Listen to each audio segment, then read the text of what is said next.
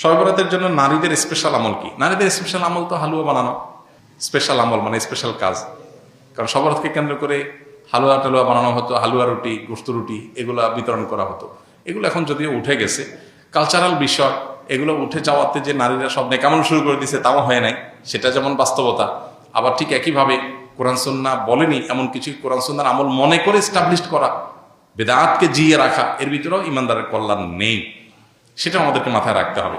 তো শবে বরাতকে কেন্দ্র করে নারীদের জন্য স্পেশাল কোনো আমল নাই। এগুলো ইউটিউবারদের বিভিন্ন আইটেম।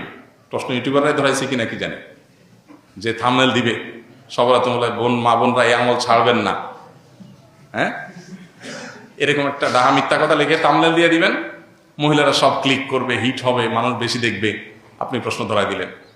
তো এর মাধ্যমে আপনি একটা ভুল ধারণাকে সমাজে, সবাই তার ক্লিক করবে না, অনেকে মনে করবে আচ্ছা তাহলে স্পেশাল আমল মনে হয় আছে, আবার অনেকে বলবে যে না এই মৌলবী এটা ভুল কথা বলে গেছে, স্পেশাল আমল তো নাই, সে তো ভিতরে দেখবে না কি আছে।